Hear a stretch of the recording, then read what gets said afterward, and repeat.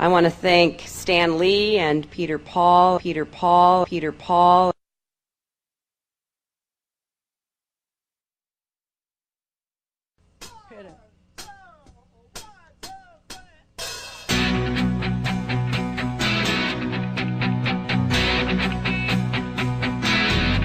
I could turn back time, if I could find a way, I'd take back those words that it was an extraordinary array of the leadership of the Democratic Party and A-list Hollywood. We'd like to dedicate this to Mrs. Clinton tonight. God bless. someday, when my life has passed me by, I lay around and wonder why you were always there for me. I'm a guy who's dealt with superheroes most of my life.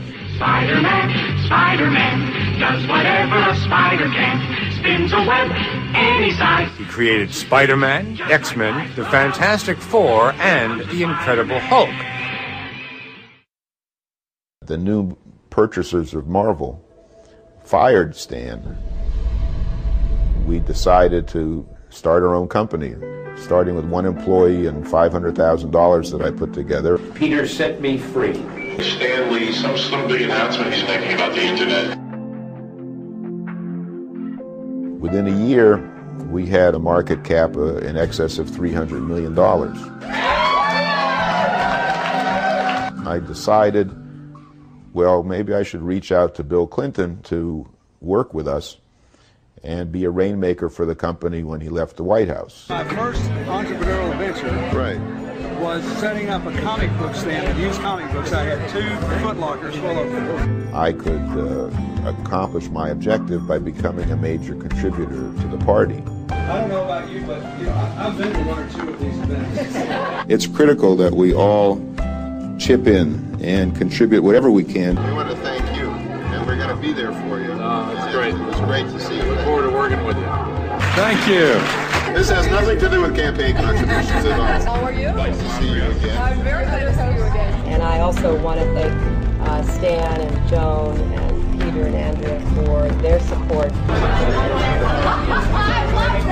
know, someone might ask you after this event why you would come to an event to support someone running for the Senate in New York. My interest in supporting Hillary Clinton was specifically to hire Bill Clinton. I'm thrilled. You got me all jazzed up. And they concocted a big fundraiser for Hillary. This fundraiser in August 2000 in Los Angeles raised more than $1 million for then Senate candidate Hillary Clinton. I want to thank Stan Lee and Peter Paul. I had accomplished hiring a president of the United States to work with me when he left the White House.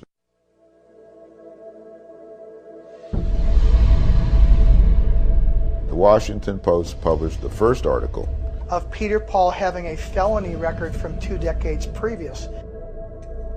And that I didn't contribute any money to her campaign. And she vowed she wouldn't take any money from me.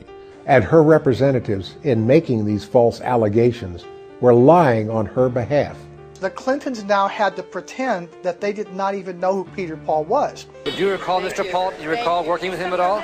A few days later, on August 18th, they each sent me handwritten letters which professed our undying friendship, their undying gratitude. A week after that, I got some signed photographs from the White House, from Bill, from the event. A full 2 weeks from the original story in which Hillary vowed never to take money from me, her finance director faxed me a request for $100,000. My reaction to that was, well, why would I send any more money when you vowed not to take any more money from me? This appears that it was planned all along that they were going to deceive Peter Paul, steal his Japanese business partner, and do damage to his company. Tendo Oto had promised to infuse Stan Lee Media with $5 million in November of 2000. Bill Clinton's business partner, Jim Levin, had flown to Japan, stolen Tendo Oto as a business partner, made his own agreement. And what he had effectively done was convince Odo, instead of working with the president with me and my company, that he could work directly with the president with Levin. So that began to trigger a meltdown of the stock. The company collapsed as a result. I discovered that in the filings that Hillary's campaign filed with the FEC, they had entirely omitted any reference to any of my contributions. The Clintons took $2 million from me and hid it. Now, what we're looking at here is the largest election law fraud in the history of the United States. And he told the feds that the Clinton campaign lied about it. Everything. And I delivered a demand letter to Hillary Clinton. We had filed the civil suit against the Clintons, which detailed all the money that I'd spent with copies of checks and invoices.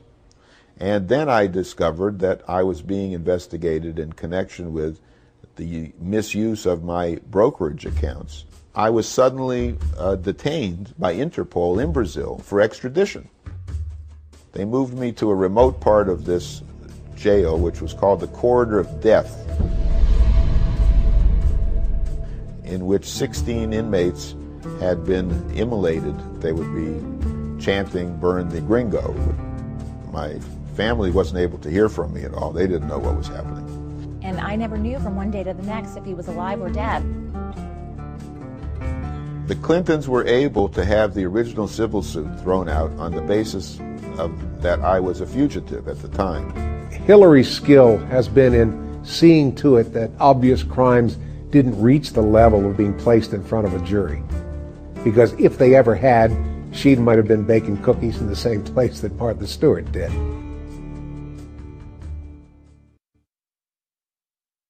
The court held that the case should proceed to trial. But clearly this could have implications for Mrs. Clinton's political future. Sure, this could have serious implications not just for her 2006 re-election campaign, but for 2008, where she's the front runner for the presidential nod. The chief of public integrity finally indicted David Rosen. The finance director for Hillary Rodham Clinton's Senate campaign is in trouble with the law. The feds charging David Rosen with intentionally understating contributions for a Hollywood fundraising gala. Hillary Clinton's former chief fundraiser under fire for allegations of lying about the cost of a fundraiser put together on her behalf. The judge that officiated over the Rosen trial was appointed by the Clintons. The judge stated that Hillary had absolutely nothing whatsoever to do with that case. The judge went out of his way, took every possible effort to make certain that everyone on that jury knew that Hillary Clinton had nothing whatever to do with what Mr. Rosen did. He turned it into a referendum on the credibility of Peter Paul, making a remark that he's a con man. And a totally corrupt individual who couldn't be believed or trusted. When you see that sort of thing, you conclude either that the prosecutor is incompetent, or worse, that the prosecutor is dogging the case. The whole idea was, we have to make sure that Hillary is completely out of this, and we have to make sure that Peter Paul is totally discredited.